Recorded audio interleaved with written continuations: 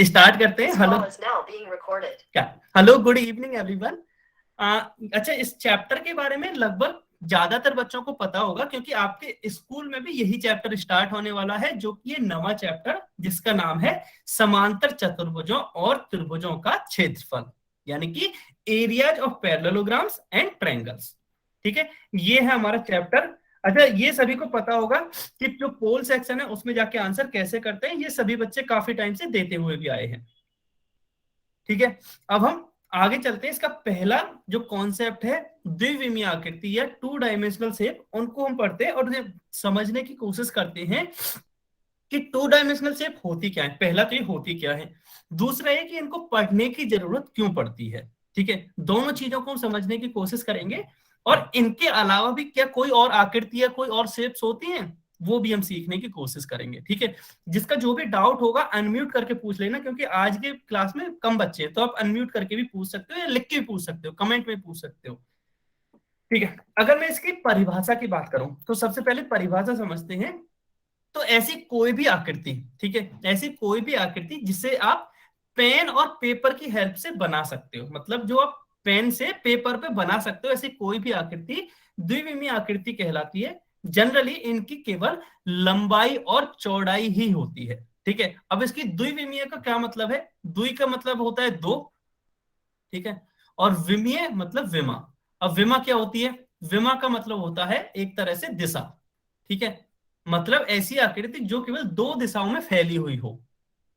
इसीलिए जैसे एक की मान लो लंबाई है, तो एक दिशा तो लंबाई की साइड हो गई और एक दिशा हो गई उसकी चौड़ाई की साइड।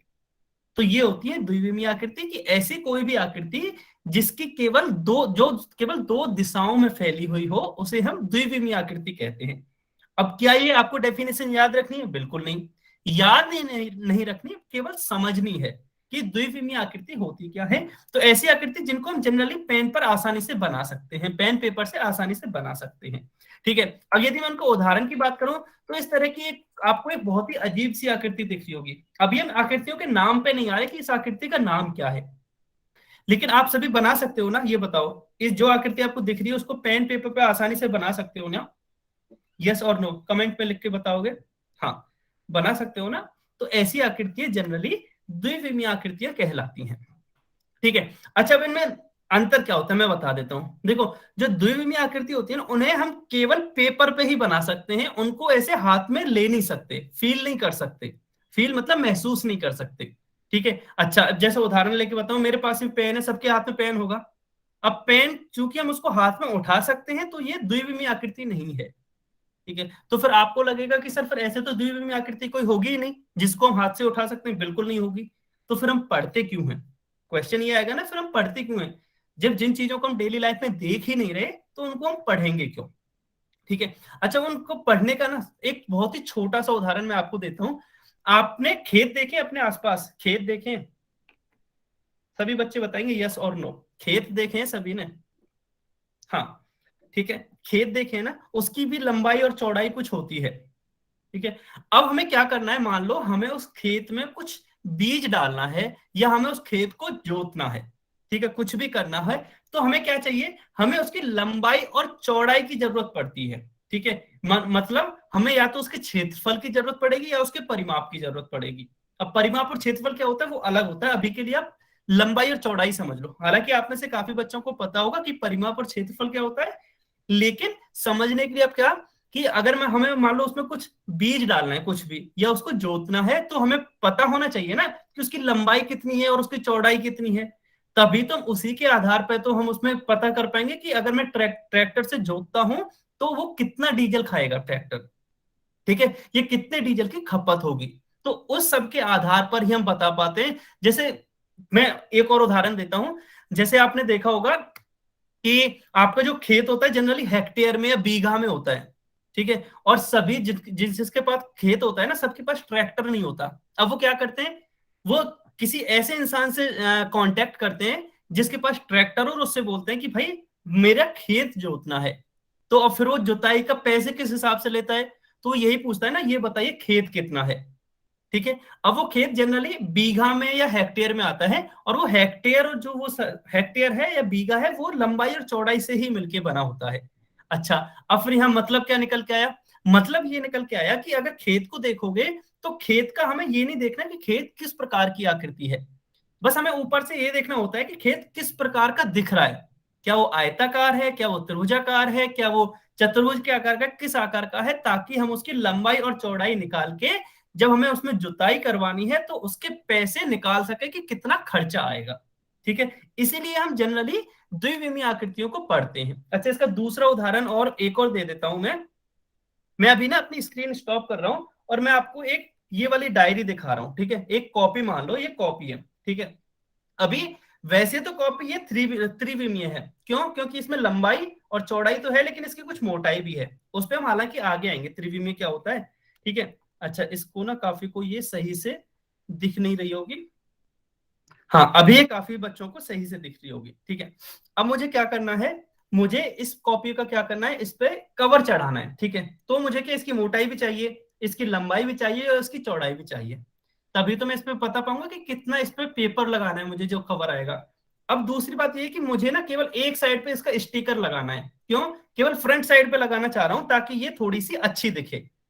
अब उसके लिए क्या चाहिए? उसके लिए तो मुझे नहीं चाहिए ना कि कैसी आकृति, मुझे केवल इस वाला ये वाला एरिया देखना है इसका, ये किस प्रकार का दिख रहा है। तो मैं केवल इस वाले इसकी बात करूं, सतह की इसकी, तो ये द्विविमीय है। केवल ये इस वाली सतह की बात करूं, क्यों?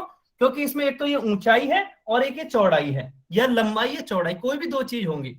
ठीक है, तो ये द्विविमीय है। अच्छा, पूरी आकृति की यदि मैं बात करूं तो ये त्रिविमीय है। ध्यान रखना है आपको, अंतर समझो कि पूरी जो आकृति है वो त्रिविमीय है, थ्री डायमेंशनल है। लेकिन यदि मैं एक साइड की ही बात कर रहा हूं तो एक साइड तो त्रिविमीय नहीं होगा ना, थ्री डायमेंशनल नहीं होगा, क्योंकि इसकी तो कोई मोटाई ही नहीं है एक साइड की। तो एक साइड पे अगर मुझे यही चिपकाना है कुछ भी तो मुझे नहीं फर्क पड़ता ना उसकी मोटाई कितनी है। ठीक है, तो ये सब चीजें, इसलिए हम उनको टू डायमेंशनल शेप्स को भी पढ़ते हैं। ठीक है, अभी सभी को मेरी स्क्रीन भी दिखने लगेगी। ठीक है, अभी टू डायमेंशनल और थ्री डायमेंशनल पे काफी बात हो गई। अभी हम कुछ और उदाहरण देखते हैं टू डायमेंशनल की। जैसे ये वाली शेप देख सकते हो, इसकी भी आपको यहाँ कुछ लंबाई दे रखी है, या इसको चौड़ाई बोल सकते हो, और ये लंबाई दे रखी है। ठीक है, और ये कुछ शेप्स भी हैं, तो ये भी टू डायमेंशनल शेप ही है या द्विविमीय आकृति ही है। तीसरा उदाहरण, तो इसी तरह के आप हजारों उदाहरण बता सकते हो, हजारों आकृतियां बना सकते हो। तो जो भी आकृति आप इस तरह से पेन और पेपर की हेल्प से बना सकते हो वो द्विविमीय आकृति होगी। ठीक है, अच्छा, चलिए फिर अगर मैं कुछ ऐसी आकृतियों की बात करूं जो आपके आगे काम आने वाली हैं, आगे मतलब अभी आपको या तो इसी चैप्टर में काम आएंगी या किसी और चैप्टर्स में काम आएंगी, तो उनके बारे में बात करूं तो एक तो आप त्रिभुज के बारे में पढ़ोगे कि त्रिभुज क्या होता है। अब इसको त्रिभुज क्यों बोलते हैं? क्योंकि इसमें तीन भुजाएं होती हैं। अब चूंकि हम भुजाओं के बारे में तो ऑलरेडी सीख चुके हैं और पिछले चैप्टर में हमने इसी के बारे में पढ़ा है, तो त्रिभुज के बारे में तो हमने पढ़ ही लिया था कि जिसमें तीन भुजाएं हो या थ्री साइड्स हो। ठीक है, इसी तरह से चतुर्भुज भी होता है। चतुर्भुज क्या होता है? जिसमें चार भुजाएं हों, जिसमें फोर साइड्स हों, वो चतुर्भुज या क्वाड्रिलेटरल कहलाता है। ये भी द्विविमीय आकृति है। क्यों? क्योंकि इसमें ये तो चौड़ाई हो गई इसकी और ये इसकी लंबाई हो गई, तो इसमें भी केवल लंबाई और चौड़ाई ही है। ठीक है, अब व्रत, व्रत, अब आपने ना ऐसे डेली लाइफ में व्रत जैसी चीज देखी होगी लेकिन एग्जैक्ट व्रत नहीं देखा होगा। ऐसे आपने हाथ में अगर कुछ लिया होगा, अच्छा काफी बच्चे बोल सकते हैं कि सर एक रिंग होती है जो, वो भी तो व्रत ही होता है। लेकिन अगर आप देखोगे ना उसकी भी कुछ मोटाई होती है। जहां पिक्चर में कुछ भी मोटाई आ जाती है इसका मतलब वो टू डायमेंशनल नहीं रहती। टू डायमेंशनल रहने के लिए मोटाई नहीं होनी चाहिए किसी भी उसकी। ठीक है, तो ये व्रत हो गया। इसी तरह से षटभुज या हेक्सागोन भी कहते हैं, इस तरह की आकृति भी टू डायमेंशनल होती है। तो ये कुछ इंपॉर्टेंट वो है। अच्छा, इन तीन, पहले ये एक, दो और तीन, इन तीनों के बारे में तो हम अभी पढ़ेंगे भी डिटेल में। इवन जो आकृति नंबर एक है इसके बारे में तो हम ऑलरेडी सीख चुके हैं। आकृति नंबर दो के बारे में इस चैप्टर में कुछ सीखेंगे और तीन के बारे में भी हम आगे किसी ना किसी चैप्टर में सीखेंगे। ठीक है, फिर इसके बारे में जनरली हम नवीं क्लास में इतना नहीं पढ़ते हैं। जैसे जैसे आप बड़ी क्लासेज में जाते जाओगे तो वहां इसके बारे में भी पढ़ोगे। लेकिन आपको ये जानना जरूरी है कि ये जो षटभुज है या जो हेक्सागोन है वो भी एक द्विविमीय आकृति है। ठीक है, अब ये द्विविमीय की तो बात हो गई। अब आपको लगेगा कि सर त्रिविमीय को कैसे दिखाते हैं, हम क्या करते हैं? तो जनरली हम त्रिविमीय को भी ना बना सकते हैं पेन और पेपर की हेल्प से। जैसे आप देख रहे हो ये बॉल देखिए सभी ने इस प्रकार की, इस प्रकार की बॉल देखी है कि सभी ने? देखो यहां से तो आपको लग रहा होगा कि सर इसकी तो कोई मोटाई नहीं है, बिल्कुल नहीं है, तो ये हिसाब से तो द्विविमीय आकृति होनी चाहिए। तो जनरली जो त्रिविमीय आकृति होती है ना, उनको भी हम आप पेपर पे बना सकते हैं, लेकिन वो एग्जैक्ट नहीं दिखा पाते उनको, क्योंकि उनकी मोटाई हम हर बार नहीं दिखा पाते। तो मैं फिर से क्या कर रहा हूं, मैं फिर से अपनी सभी मेरी स्क्रीन देखेंगे। हाँ, अभी क्या दिख रहा है, अभी आपको इस बॉल का ये वाला हिस्सा दिख रहा है, ठीक है, सभी को ये बॉल दिख रही होगी, अभी सभी को ये वाला हिस्सा दिख रहा है, तभी वो ऐसा लग रहा है उसकी मोटाई नहीं है। लेकिन जैसे ही मैंने इस बॉल को घुमाया तो आपको पता चला कि इसकी कुछ मोटाई भी है, ठीक है। और दूसरी चीज क्या, एक तो मोटाई भी है और दूसरा मैं इसको हाथ में ले भी सकता हूं। तो जो भी द्विविमीय आकृति होती है ना, उनको आप ऐसे हाथ में नहीं ले सकते। त्रिविमीय में क्या हुआ, एक तो इसकी कुछ मोटाई भी हो गई और दूसरा मैं इसको हाथ में ले भी सकता हूं, इसलिए जो ये बॉल है वो त्रिविमीय आकृति है। ये आया समझ में बॉल के उदाहरण से कि ये त्रिविमीय क्यों है, और बाकी द्विविमीय की बात हम कैसे कर रहे थे, या टू डायमेंशनल की बात कैसे कर रहे थे। ये जो बॉल है वो थ्री डायमेंशनल शेप है, क्यों, क्योंकि इसकी कुछ मोटाई भी है और हम इसको हाथ में भी ले सकते हैं, ठीक है। चलिए फिर वापस से हम अगला उदाहरण देखते हैं त्रिविमीय का। अभी ये देखा है, ये ना पेन स्टैंड है, हो सकता है आप में से किसी के पास हो सकता है नहीं हो, लेकिन आपने कभी ना कभी देखा तो होगा ये पेन स्टैंड भी, ठीक है। अच्छा, इसको ना मैं एक बार और अपनी स्क्रीन को स्टॉप करके दिखा देता हूं। ये जो पेन स्टैंड है, अगर आप इस साइड से देखोगे, केवल एक साइड देख रहे हो, तो आपको पता ही नहीं चलेगा कि इसकी मोटाई भी है, क्यों, क्योंकि आप बस फोटो देख रहे हो इसका एक साइड वाला।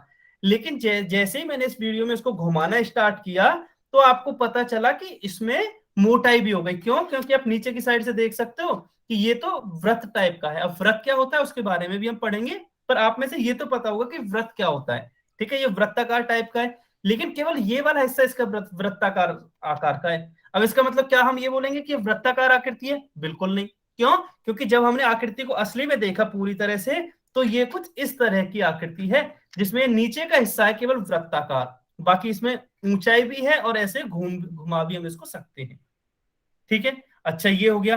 अब एक और चीज आती है जो सभी ने देखी होगी। ये क्या है बताना, किसी को दिख रहा है? कमेंट में बताओ ये क्या है, या बोल के भी बता सकते हो ये क्या है। जल्दी से बताओ ये क्या है मेरे हाथ में। हाँ जी बिल्कुल, शिवानी के नाम से जो भी बच्चा है, हाँ बिल्कुल सही बात है। और बाकी सभी बच्चे बताएंगे ये क्या है। एक ही बच्चे को पता है कि ये क्या है, वापस से मैं दिखा रहा हूँ कैमरे में। अच्छा, क्या लिखा हुआ है उससे फर्क नहीं पड़ रहा ना? हाँ बहुत बढ़िया, ये मार्कर है, आपने अपने स्कूल्स में देखा होगा, ठीक है। अच्छा, अगर मैं मार्कर के केवल इस वाले हिस्से की बात करूं, ठीक है, ये वाला हिस्सा आपको एक सीधे लाइन की तरह दिख रहा होगा कि ये तो एक सीधी लाइन है, लेकिन जैसे ही मैंने इसको घुमाना स्टार्ट किया तो आपको पता चला कि इसकी कुछ मोटाई भी है, इसकी कुछ मोटाई भी है। और जैसे ही इसकी कुछ मोटाई हो गई, इसका मतलब क्या हुआ कि ये थ्री थ्री डायमेंशनल शेप हो गया, त्रिविमीय आकृति हो गई, ठीक है।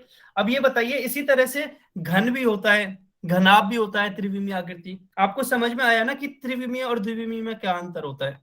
जल्दी से बताइए, सभी कमेंट में लिख के बताएंगे, सभी को समझ में आया त्रिविमीय और द्विविमीय आकृतियों का क्या अंतर होता है? ठीक है, अगर आपको समझ में आया है तो अब हम एक क्वेश्चन करते हैं। बहुत बढ़िया, अगर आपको समझ में आया, अभी आपको एक क्वेश्चन दिख रहा होगा अपनी स्क्रीन पर। इस क्वेश्चन का जवाब सभी को पोल सेक्शन में देना है। कमेंट में कोई भी बच्चा आंसर नहीं करेगा, सभी बच्चे पोल सेक्शन में जाके इसका आंसर करेंगे।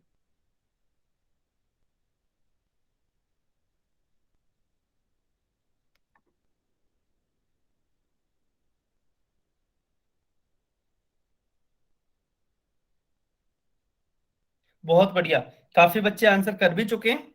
सभी बच्चों का वेट करेंगे, उसके बाद हम स्टार्ट करेंगे। हाँ, उसके बाद हम इसको डिस्कस करेंगे। बहुत बढ़िया, काफी बच्चे आंसर दे चुके हैं, शाबाश। लास्ट 10 सेकंड और वेट करते हैं, क्योंकि ये बहुत ही आसान सवाल है। 10 सेकंड और वेट करते हैं केवल, जल्दी से आंसर कीजिए। बहुत बढ़िया, काफी बच्चे वैसे आंसर कर चुके हैं। लास्ट 10 सेकंड और वेट करते हैं, ठीक है। 5 सेकंड और वेट करते हैं। 5, 4, 3, 2, 1, ठीक है, समय समाप्त। अच्छा, इसमें वैसे अब ज्यादा डिस्कस करने का बचा ही नहीं है, क्योंकि सभी बच्चों का आंसर एकदम करेक्ट है कि जो ऑप्शन डी है ये त्रिविमीय आकृति है। अच्छा, अब हमने कैसे पहचाना ये त्रिविमीय आकृति है? तो यदि मैं यहां से देखूं, तो एक तो इसकी ये वाली साइड हो गई, ठीक है, और एक इसकी ये वाली साइड हो गई और एक इसकी ये ऊंचाई हो गई। मतलब मुझे तीन चीजों के बारे में पता होना चाहिए, तभी मैं इस आकृति के बारे में कुछ बता सकता हूं। बाकी की आकृतियों में क्या है कि एक तो ये वाली साइड है एक, और एक ये वाली साइड है दो। अच्छा, अभी भी ना काफी बच्चों को क्या डाउट आ रहा होगा कि सर है तो इसमें चार ना, एक तो ये भी है और एक ये भी है, तो ये तो चार है। ठीक है, तो फिर आप द्विविमीय क्यों बोल रहे हो, आप इसको केवल लंबाई और चौड़ाई क्यों गिन रहे हो? तो यदि आप देखोगे तो जो ये वाली साइड है, ये वाली साइड और ये वाली साइड तो एक जैसी है ना, तो जो भी है एक जैसी है, हमने उनको केवल एक ही काउंट करते हैं, दोनों लंबाई है, दोनों लंबाई है इसकी। ठीक है, इसी तरह से जो ये वाली साइड है, ये वाली साइड और ये वाली साइड जो है वो इनकी चौड़ाई है। ठीक है, वो क्या है, इनकी चौड़ाई। तो इसलिए इसमें केवल लंबाई और चौड़ाई है। सेम ऑप्शन बी में भी केवल लंबाई और चौड़ाई ही है। अच्छा, अब इस पे आते हैं त्रिभुज पे। तो ये भी तो, इसमें भी तो कोई मोटाई नहीं है ना, एक तो ये वाली साइड हो गई इसकी और एक ये हो गई, तो साइड तो इसमें तीन है। लेकिन अगर मैं इसकी बात करूं तो इसमें मोटाई तो कुछ भी नहीं है, जैसे बाकी के में इसमें भी कुछ मोटाई नहीं थी, इसमें भी कुछ मोटाई नहीं है। फिर इसमें कैसे पता चल रहा है मुझे मोटाई है? क्योंकि मुझे यहाँ दिख रहा है, मैं इसको अगर इरेज करूं तो इसका एक साइड तो ये हो गया। ठीक है, एक ये और ये, तो एक साइड तो इसका ये हो गया। ठीक है, एक इसका पीछे का साइड होगा जो कि मुझे नहीं दिख रहा है, ये आपको महसूस हो रहा है। लेकिन यदि मैं इसकी मोटाई की बात करूं तो जो ये वाली चीज है ये इसकी मोटाई में गिनी जाएगी, जो ये वाली चीज है वो इसकी मोटाई है। ठीक है, वो इसकी मोटाई है, इसलिए हम ये कहेंगे कि ये थ्री डायमेंशनल शेप है। ये सभी को समझ में आया? कमेंट में बताइए जल्दी से, सभी को समझ में आया क्या ये थ्री डायमेंशनल शेप कैसी है? हाँ, बहुत बढ़िया। ठीक है, अगर ये आपके समझ में आया तो चलिए अब आगे बढ़ते हैं, अगला कॉन्सेप्ट पढ़ते हैं। अगला कॉन्सेप्ट क्या है? चतुर्भुज। अच्छा, हम अब इन सभी चीजों से डायरेक्ट चतुर्भुज पे कैसे आ गए उसके बारे में बता देता हूँ। इस चैप्टर का क्या नाम था? त्रिभुजों और चतुर्भुजों का क्षेत्रफल। ठीक है, तो हमें बेसिकली त्रिभुजों के बारे में पता होना चाहिए, चतुर्भुजों के बारे में पता होना चाहिए, तभी तो हम उनके क्षेत्रफल की बात कर सकते हैं। इसीलिए हमने त्रिभुजों के बारे में तो ऑलरेडी हम पढ़ चुके हैं। पिछले जो चैप्टर में हमने त्रिभुजों के बारे में बहुत अच्छी तरह से पढ़ा, तो त्रिभुजों के बारे में तो पता है, तो उनके बारे में हमें बेसिक जानकारी नहीं चाहिए। अब हमें चतुर्भुजों के बारे में बेसिक जानकारी चाहिए कि चतुर्भुज आखिरकार होते क्या है, किस तरह के दिखते हैं। त्रिभुज क्या था? जिसमें तीन भुजाएं हों, ऐसे चतुर्भुज। चतुर मतलब चार और भुज मतलब भुजाएं, भुज मतलब भुजाएं। तो ऐसी आकृति जिसमें चार भुजाएं हों। अगर मैं इसके डेफिनेशन की बात करूं तो चार भुजाओं से घिरी हुई बंद आकृति को चतुर्भुज कहते हैं। ठीक है, चार भुजाओं से, त्रिभुज क्या था? तीन भुजाओं से घिरी हुई आकृति थी, इसी तरह से चार भुजाओं से घिरी हुई बंद आकृति। अब यहां मैंने इसको बंद क्यों बोला है, मैं उसको एक उदाहरण देके बता देता हूं। कि मान लो एक इस तरह की आकृति, एक भुजा ये हो गई, दूसरी भुजा ये, तीसरी ये और चौथी ये, इसमें भी चार भुजाएं हैं ना, लेकिन ये चतुर्भुज नहीं है। क्यों नहीं है? क्योंकि ये बंद आकृति नहीं है, यहां हम इसमें से अंदर जा सकते हैं, ये तो खुली आकृति है। ठीक है, अगर ये खुली आकृति है इसका मतलब ये बंद आकृति होनी चाहिए थी, बंद आकृति नहीं है, तो ये क्या हो गया? ये चतुर्भुज नहीं है, ये चतुर्भुज नहीं होगा। क्यों नहीं होगा? क्योंकि हमें चतुर्भुज होने के लिए बंद आकृति चाहिए थी। इसलिए डेफिनेशन में ना जो भी एक एक शब्द लिखा होता है वो इंपॉर्टेंट होता है। क्यों होता है? क्योंकि हर एक उसका कुछ ना कुछ मतलब होता है। बंद है मतलब इस तरह की खुली आकृति नहीं होनी चाहिए, बंद आकृति होनी चाहिए। अच्छा, फिर इसका उदाहरण क्या है तो आप यहाँ देख सकते हो। तो एक तो ये वाली भुजा होगी, भुजा नंबर एक, इसी तरह से भुजा नंबर दो ये हो गई, भुजा नंबर तीन ये हो गई और भुजा नंबर चार ये हो गई। तो इसमें चार भुजाएं हैं और ये बंद आकृति भी है। बंद आकृति है मतलब घिरी हुई आकृति है, तो हम ये कहेंगे कि ये एक चतुर्भुज है, क्योंकि ये चार भुजाओं से घिरी हुई आकृति है। ठीक है, अच्छा, अब आप में से काफी को लग रहा होगा कि सर ये तो मुझे आयत टाइप का लग रहा है, किसी को वर्ग लग रहा होगा, किसी को कुछ लग रहा होगा, उसके बारे में हम बाद में पढ़ेंगे। अभी हम केवल चतुर्भुज के बारे में पढ़ रहे हैं। तो जो आयत और वर्ग होते हैं वो भी चतुर्भुज होते हैं। अगर आपके मन में डाउट आ रहा हो तो जो आयत और वर्ग होते हैं वो भी चतुर्भुज ही होते हैं। ठीक है, तो अभी तक हम उनके प्रकार में नहीं जा रहे, जैसे प्रकार में जाएंगे तब हम आयत, वर्ग, समांतर चतुर्भुज, समलंब चतुर्भुज, इन सब के बारे में पढ़ेंगे। अभी हम केवल चतुर्भुज के बारे में पढ़ रहे हैं। तो ऐसी कोई भी आकृति जो चार भुजाओं से घिरी हुई हो वो चतुर्भुज कहलाती है। ठीक है, अब हम बाकी के उदाहरण देख लेते हैं। इसमें कितनी भुजाएं हैं?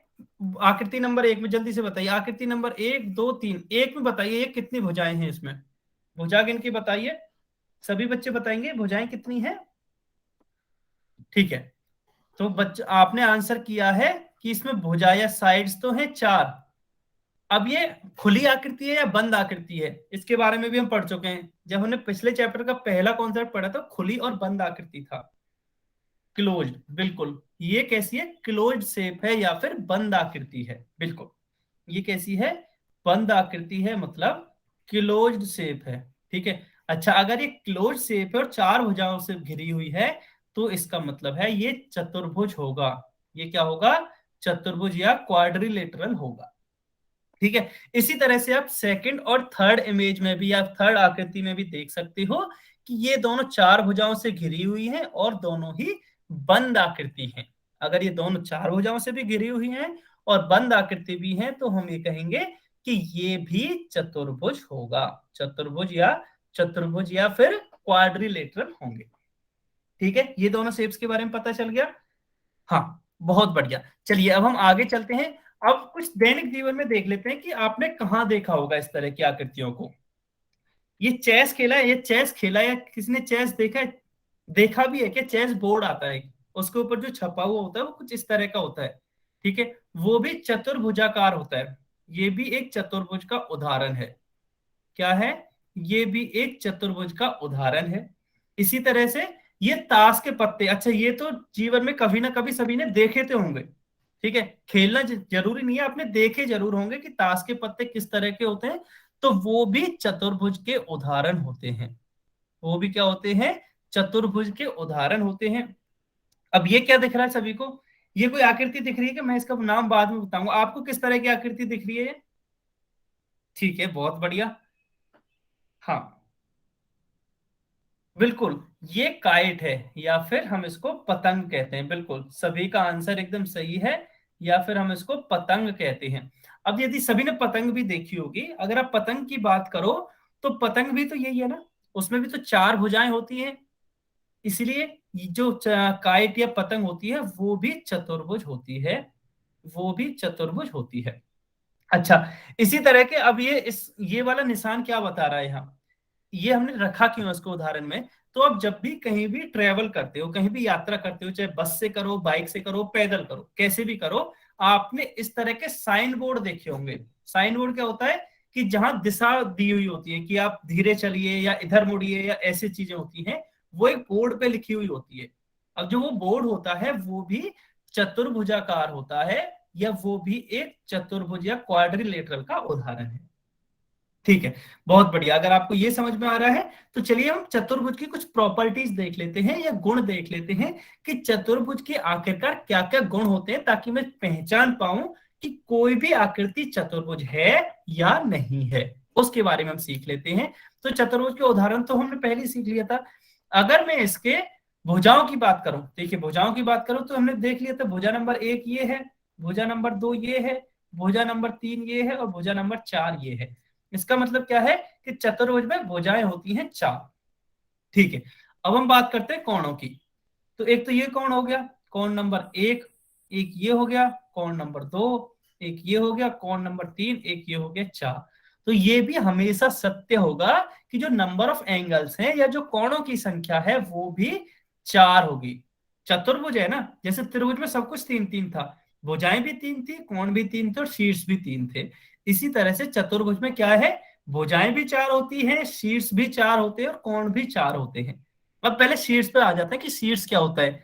अभी भी आप में से काफी बच्चों को कंफ्यूजन होगा कि आखिर शीर्ष होता क्या है। तो जहां भी 2 भुजाएं एक दूसरे को मिलती है ना, उसे हम शीर्ष बिंदु कहते हैं। ठीक है, जैसे भुजा नंबर 1 और भुजा नंबर 2 एक दूसरे को कहां मिल रही है? वो इस बिंदु पर मिल रही है। ठीक है, तो ये शीर्ष कहलाएगा। तो जहां भी 2 भुजाएं एक दूसरे को मिलती हैं वो शीर्ष कहलाता है। इसी तरह से मान लो ये भुजा नंबर 3 है, ये 4 है, तो भुजा नंबर 2 और 3 इस बिंदु पर मिल रही है दोनों, तो इसको भी हम शीर्ष कहेंगे। इसी तरह से जब आप चारों शीर्ष देखोगे तो एक ये शीर्ष हो जाएगा और एक ये शीर्ष हो जाएगा। शीर्ष को इंग्लिश में वर्टेक्स कहते हैं। ठीक है, शीर्ष को इंग्लिश में वर्टेक्स कहते हैं। तो नंबर ऑफ वर्टिसेज हो जाएंगे इसमें 4। तो चतुर्भुज क्या हो गया? जिसमें 4 शीर्ष हो, 4 भुजा हो और 4 कोण हो, वो चतुर्भुज कहलाता है। ठीक है, ये समझ में आया चतुर्भुज आपको? अच्छा, अभी तक ना बहुत ही बेसिक चीजों के बारे में पढ़ रहे हैं। अब इनके बारे में क्यों पढ़ रहे हैं वो आपको आगे समझ में आएगा कि इनके बारे में क्यों पढ़ा हमने। पहले ये बताइए, ये यहां तक समझ में आया क्या? ठीक है, अगर ये आपको समझ में आया है तो चलिए। अच्छा, शीर्ष भुजा और कोणों के बारे में तो हमने ऑलरेडी यहाँ बात कर ली है कि इसमें 4 शीर्ष होते हैं, 4 भुजाएं होती है, 4 कोण होते हैं।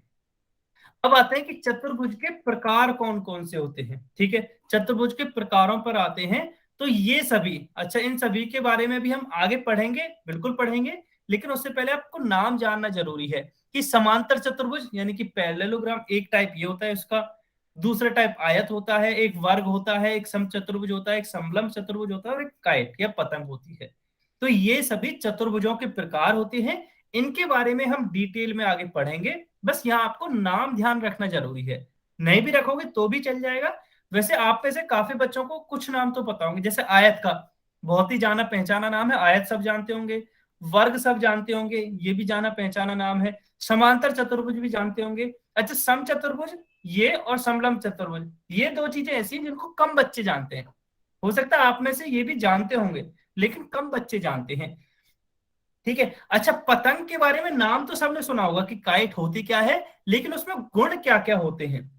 वो चतुर्भुज तो होती है, ठीक है, लेकिन उसमें गुण क्या क्या होते हैं वो हम पढ़ेंगे कि पतंग में भी क्या क्या गुण होते हैं। अब गुण से क्या मतलब है, जैसे आयत का मैं एक गुण यही बता दूं, आगे हम डिटेल में बात करेंगे, बस मैं एक गुण यदि बताऊं तो इसमें जो सारे कोण होते हैं वो 90 डिग्री के होते हैं आयत में। और ये आपको भी पता होगा, सारे कोण या चारों जो कोण है वो 90 डिग्री के होते हैं।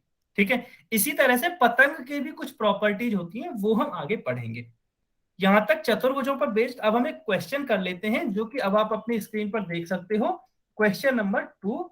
अब इसका वो क्वेश्चन क्या है, आपको 4 शेप्स दी गई हैं और इनमें से आपको बताना है कि कौन सा चतुर्भुज नहीं है। ये आपको बताना है इनमें से कि कौन सा चतुर्भुज नहीं है।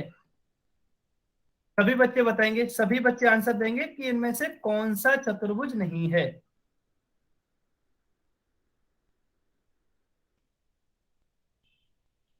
बहुत बढ़िया, काफी बच्चे आंसर दे चुके हैं, शाबाश। एक बच्चा और बचा है अभी तक, एक बच्चा और बचा है जिसने आंसर नहीं दिया है। प्लीज अपना आंसर सबमिट करें। एक बच्चा और बचा हुआ है, सभी बच्चे आंसर करेंगे। लास्ट 5 सेकंड और वेट करते हैं। 5, 4, 3, 2, 1। ठीक है, समय समाप्त। अच्छा, इसमें भी सभी बच्चों का आंसर एकदम करेक्ट है। ठीक है, तो ये तुम डिस्कस कर ही नहीं रहे ज्यादा, क्यों? क्योंकि ये तो चतुर्भुज है, दिख रहा है, 4 भुजाएं हैं, 4 ही कोण है और बंद आकृति है। सेम ऑप्शन बी में भी 4 भुजाएं हैं और ये बंद आकृति है। डी में भी 4 भुजाएं और बंद आकृति है। लेकिन यदि मैं, सॉरी, सी में, लेकिन मैं यदि ऑप्शन डी को देखूं तो ये भुजा नंबर 1 या साइड नंबर 1, ये 2, ये वाली हो गई 3, ये हो जाएगी 4, ये हो जाएगी 5 और ये हो जाएगी 6। इसका मतलब इसमें तो टोटल जो भुजाएं हैं वो तो 6 हो गई। अब 6 हो गई तो ये चतुर्भुज नहीं हो सकता। अब ये कौन सी आकृति होगी उसके बारे में नहीं पता, लेकिन मैं ये जरूर कह सकता हूं कि ये चतुर्भुज तो बिल्कुल नहीं होगा। ठीक है, अच्छा, ये चतुर्भुज नहीं होगा, इसका मतलब जो ऑप्शन डी है वो सही है, क्योंकि क्वेश्चन में यही तो पूछा था कौन सा चतुर्भुज नहीं है। ठीक है, तो ऑप्शन डी करेक्ट हो जाएगा। ठीक है, अच्छी बात यह है कि इसमें भी सभी बच्चों का आंसर एकदम करेक्ट था। ठीक है, अच्छा, अगला कॉन्सेप्ट पढ़ते हैं। एलिमेंट्स ऑफ ए क्वाड्रिलेटरल, मतलब जो चतुर्भुज बनता है उसके क्या क्या अवयव होते हैं या वो कैसे कैसे बनता है, उसके बारे में हम पढ़ लेते हैं। ठीक है, अच्छा, तो फिर सबसे पहले हम अपोजिट साइड्स या फिर सम्मुख भुजाओं के बारे में पढ़ते हैं कि चतुर्भुज में सम्मुख भुजाएं क्या होती हैं या हम इनको कैसे पहचानते हैं। ठीक है, तो जो चतुर्भुज होता है उनमें, उसमें जो आमने सामने वाली भुजाएं होती हैं वो सम्मुख भुजाएं कहलाती हैं। ठीक है, कैसे? जैसे हम उदाहरण से समझते हैं, मान लो ये एक चतुर्भुज है। ठीक है, इसमें मान लो भुजा नंबर 1 ये है, मैंने नंबर ऐसे ही डाला है। जनरली होता क्या है, जो मैंने 1 डाला है ना, इसको हम बोलते हैं जनरली भुजा ए बी। ठीक है, ए बी या बी ए, आप कुछ भी बोल सकते हो। ये सभी को पता है क्या कि इनको बोलते कैसे हैं? भुजा ए बी, मतलब हम इन दोनों की बात कर रहे हैं। बी ए बोलो या ए बी बोलो, दोनों ही केसेज में यही भुजा आएगी। हाँ, ये सभी को पता है ना, बहुत बढ़िया। भुजाओं के नाम ऐसे होते हैं। नंबर, मैं नंबर क्यों डालता हूं फिर, ताकि आपको आसानी हो जाए समझने में और आंसर देने में। इसलिए मैं क्या डाल रहा हूं, ये भुजा नंबर 1 है, ये भुजा नंबर 2 है, ये भुजा नंबर 3 है और ये 4 है। ठीक है। अब आपको क्या बतानी है कि भुजा एक के सामने वाली भुजा कौन सी है। एक के सामने वाली भुजा कौन सी है, ये आपको बताना है। सभी को कमेंट में लिख के बताना है, ये एक के सामने वाली भुजा कौन सी है। हाँ, आप नंबर से भी बता सकते हो, उसका नाम लिख के भी बता सकते हो, जैसा आपके मन में हो। ठीक है, बहुत बढ़िया। तो आंसर आपका आ गया है। एक के सामने वाली भुजा कौन सी है, एक के सामने वाली भुजा वो है भुजा नंबर 3। अच्छा, मैंने सामने वाली भुजा को पहचाना कैसे, कि 2 और 4 क्यों नहीं है इसके सामने वाली भुजा, 3 ही क्यों है। तो इसका ना बहुत ही सरल सा वो है उदाहरण। कैसे, कि मान लो आपका घर किसी रास्ते पर है, तो वो ये वाला रास्ता है, ठीक है, और आपका घर यहाँ है, ये आपका घर है। अब मैं पूछूं कि आपके सामने किसका घर है, तो आप अपने अगल बगल वाले का नहीं बताओगे ना, आप यही बताओगे कि आपके जस्ट सामने इस साइड ये किसका घर है, वो उसी का ही बताओगे। सेम यहाँ है। अगर 1, 2 और 4 को देखें, ये तो इसके अगल बगल वाली है ना, बिल्कुल। जो इसके जस्ट सामने वाली भुजा है वो है भुजा नंबर 3। इसलिए मैं ये कहूंगा कि जो भुजा ए बी है, जो भुजा ए बी है उसके सामने वाली भुजा है ये सी डी। ठीक है, भुजा ए बी के सामने वाली भुजा है सी डी। इसी तरह ये भी देख सकते हैं, ए डी के सामने वाली भुजा है सी बी। ठीक है। अच्छा, यहाँ इसको बी सी लिख रखा है, आप इसको सी बी भी लिख सकते हो। इनके नाम में कोई अंतर नहीं होता, चाहे आप उसको भुजा बीसी लिखो चाहे भुजा सीडी लिखो, दोनों का एक ही मतलब होता है। ये आया समझ में। अपोजिट साइड्स का क्या होता है, सम्मुख भुजाएं कैसे पहचानते हैं, ये समझ में आया ना। बहुत बढ़िया। ठीक है, बहुत बढ़िया। अगर ये समझ में आया है तो चलिए अब हम सम्मुख कोण देखो। जब सम्मुख भुजाएं समझ में आ गई तो सम्मुख कोण तो बहुत ही आसान हो जाएगा, कि जो आमने सामने वाले कोण होते हैं वो सम्मुख कोण कहलाते हैं। अब मैंने इनमें नंबर डाल रहा हूं, सभी बच्चे आंसर करेंगे। मैं इसको नंबर 1 दे रहा हूं, इसको नंबर 2, इसको 3, सॉरी, इसको 3 और इसको 4। अब आपको ये बताना है कि कौन नंबर 3 के सामने वाला कौन कौन सा है।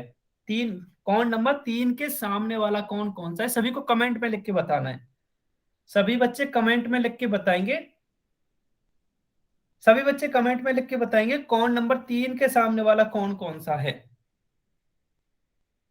बहुत बढ़िया, बिल्कुल। तो यहां अगर मैं देखूं तो 2 भी इसके पड़ोस वाला है और 4 भी पड़ोस वाला है। अब बिल्कुल सामने कौन सा है, वो है कौन नंबर 1। तो कौन नंबर 3 के सामने वाला हो गया कौन नंबर 1। इसी तरह से कौन नंबर 2 के सामने वाला हो गया कौन नंबर 4। ठीक है।